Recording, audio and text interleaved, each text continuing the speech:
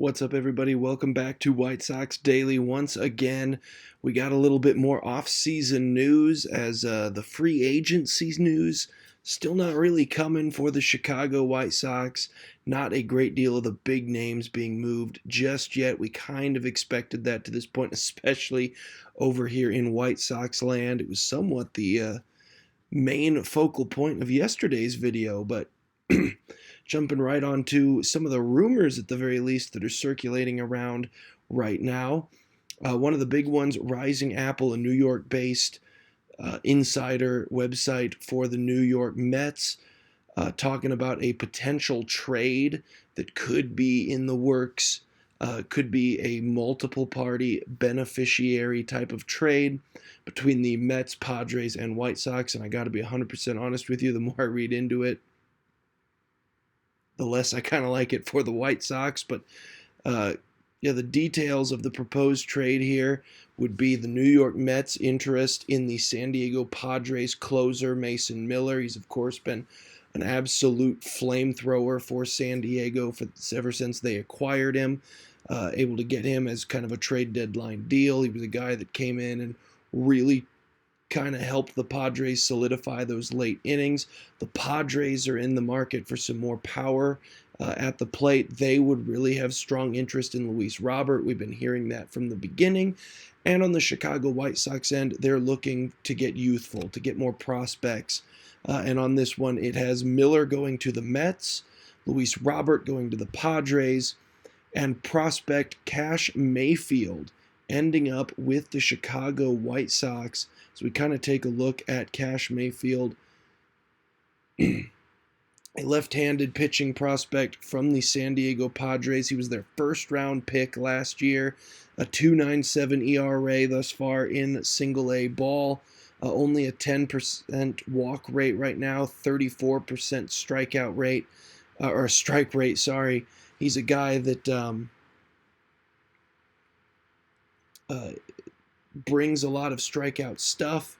He's a guy that obviously has very high ceiling, high potential caliber pitcher, first round pick for a reason, top 5 prospect for San Diego right now, and also ranked as a top 5 guy on MLB Pipeline as far as the San Diego Padres prospect pool goes, a top 100 prospect overall. Definitely a guy that the Chicago White Sox would certainly love to bring in to compete for some of those late inning bullpen roles down the line. That's something that they have been desperately searching for this offseason. Obviously, he's a guy that wouldn't help you for a couple of years, but still definitely in the general ballpark of what the White Sox are looking to do as far as adding to this roster. We all know they're looking to add more bullpen arms. They are desperately looking to get more pitching prospects in here. A team that lost several of their starting pitchers from the massive rotation of guys that started games for them last year. And so any sort of help in refueling in that area would certainly be helpful. Speaking of Adrien Houser, a guy that started quite a few games for them last season. He's also in the same boat as a few other guys as far as in Gomez, Perez, Savall, all made 9 or more starts for the White Sox and are no longer on the Chicago White Sox roster. There was some speculation that maybe Houser might even make a return, that the White Sox might be interested in bringing him back after what he kind of brought to Chicago last year.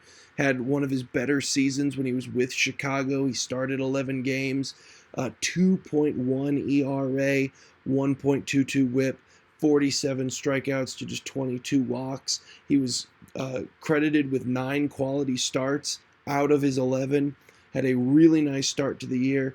We ended up sending him at the trade deadline. He ended up taking a bit of a dip at that point, ended up with just a 4.79 ERA post-trade after the White Sox already acquired Curtis Mead, Duncan David, Ben Peoples, and a number of other prospects. Ended up being a very good trade for the White Sox, but then an opportunity arose to, hey, what the heck? He ended up as a free agent. We could just bring Houser back. Not going to happen. Just ended up signing a 2-year deal earlier today with San Francisco. So anyone hoping for a reunion there, kind of like the Talkman rumors about Mike Talkman might be a guy that they might just bring back to help them platoon in right field. Adrien Houser was definitely a guy that we could have foreseen as someone that could help them with that starting pitching rotation. However, not to be at this time. Adrien Houser ends up in San Francisco. However, another opportunity for someone they could bring back, Jared Shuster, recently released by the Oakland Athletics after they picked him up from Chicago last August. They gave him a year, despite only having 2 lefties on their 40-man roster whatsoever. They do not exactly have a plethora of left-handed pitching. They still decided to just show Jared Shuster the door, a guy who obviously had his worst season in Chicago, so maybe not a guy that brings up great memories for White Sox fans. Over an 8 ERA for Chicago a couple of years ago. Only appeared in 15 2/3 innings, of course. But a career ERA of 5.27, and a guy who, when he was with Chicago, had kind of an interesting stat line in that his ERA was very high. His batting average on balls in play was insanely high, 4.29 as far as batting average allowed on the balls in play, despite the fact that he was actually allowing very little as far as power numbers. He wasn't allowing very many doubles. He was not allowing very many home runs, which led the Oakland Athletics to feel like maybe this was a guy that just suffered from some bad defense, and he most assuredly did. But then, the A's just decided they didn't really need him anymore, despite desperately needing all the left-handed pitching they could get. And so maybe if the Chicago White Sox decide to give him that same potential opportunity, after again having a over 8 ERA with the Athletics last year, a guy that, again, batting average on balls in play among the league highest, something that if you just have a much more solid defensive unit behind him, maybe something that you could fix.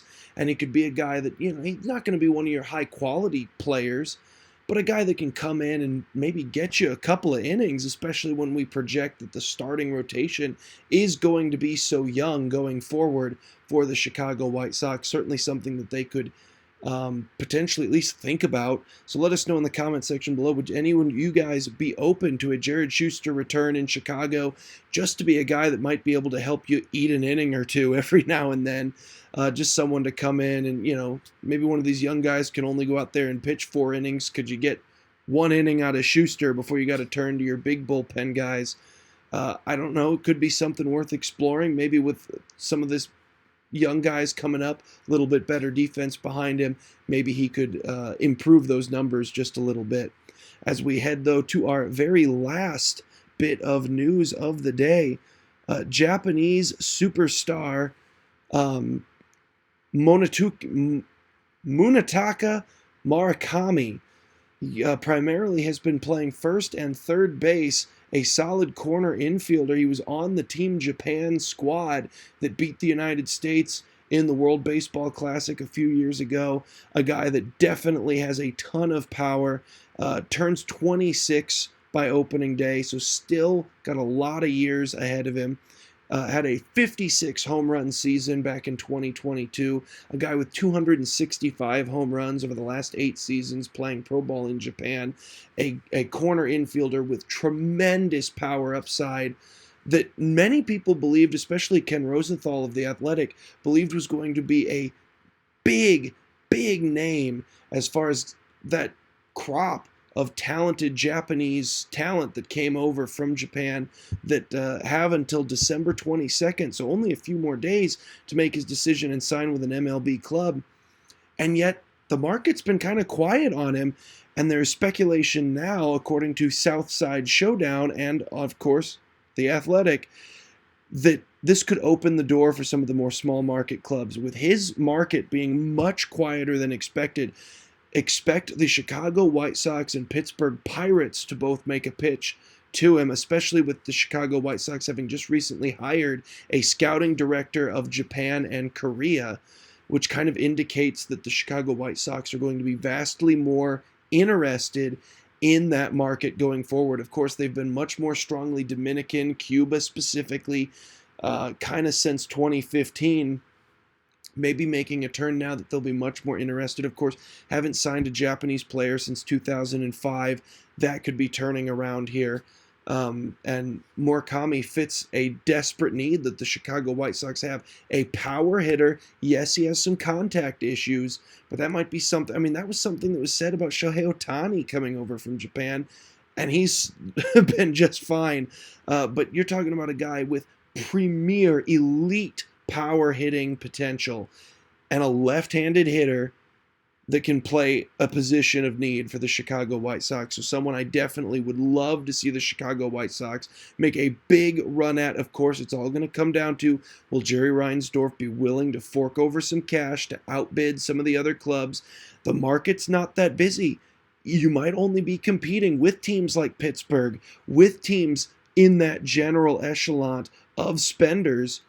I think this might be the time to make a big swing, go out, get a guy at a position of need. He can fit right in at first base. He bats left-handed, and he could be someone that competes to be kind of the team leader in home runs this season. Hey, maybe all the stars align. We get a healthy year out of Luis Robert, and the two of them can put together just a magical home run season at the rate. Fingers crossed. Let us know how you feel about the interest in the Japanese superstar down below. And again, until tomorrow, this has been White Sox Daily.